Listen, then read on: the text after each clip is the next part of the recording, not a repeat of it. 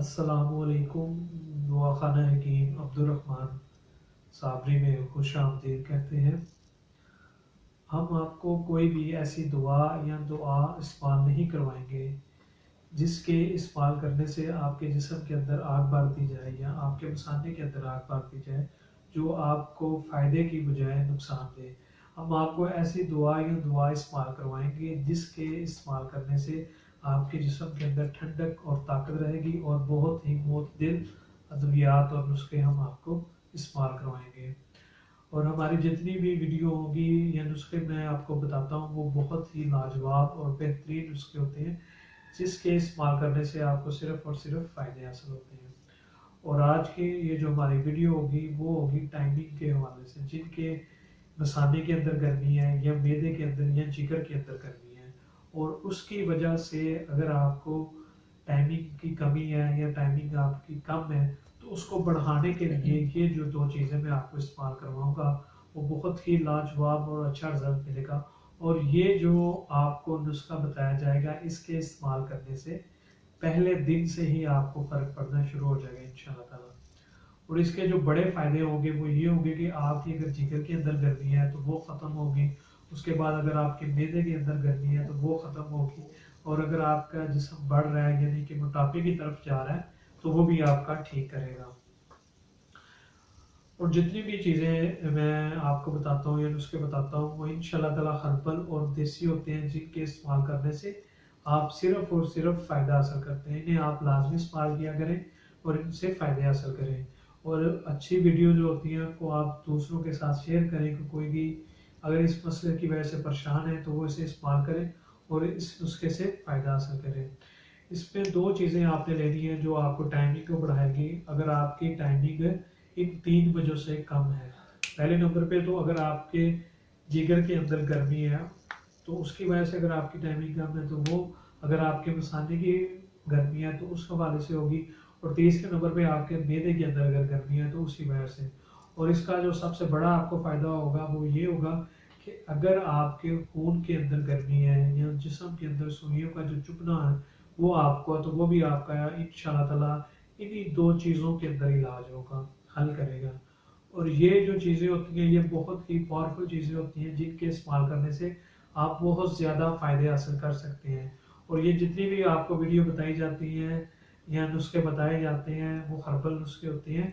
और मैं आपको ऐसे टोटके नहीं इस्तेमाल करवाता जिनके इस्तेमाल करने से आपका वक्त ज़ाया हो या पैसे ज़ाया हो। वही चीज़ें बताई जाती हैं जो कारआमद हो, जिनके इस्तेमाल करने से आपको सिर्फ और सिर्फ फ़ायदा हासिल हो।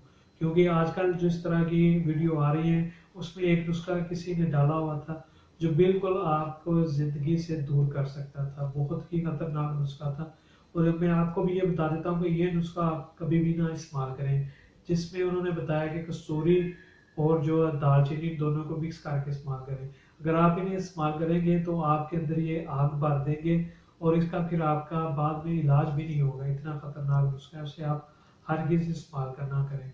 और कस्तूरी को आपको अकेले कभी भी नहीं इस्तेमाल करना चाहिए, वो बहुत ज़्यादा गर्म होती है, हीट देती है आपके जिस्म के अंदर, तो उसे आप अकेली कभी भी ना इस्तेमाल करें। और कोई भी अगर आप नुस्खा इस्तेमाल करते हैं, किसी किस्म का भी नुस्खा इस्तेमाल करते हैं तो उसे आप अच्छे मुआलिज या अच्छे हकीम से एक दफ़ा लाजमी पूछें।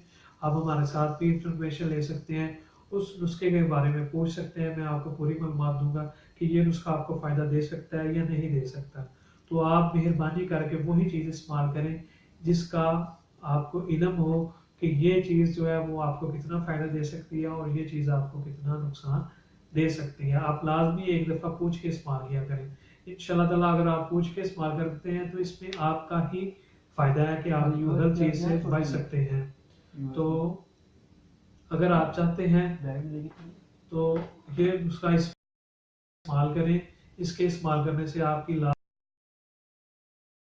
लाजमी टाइमिंग बढ़ेगी ये दो चीज़ों के इस्तेमाल से।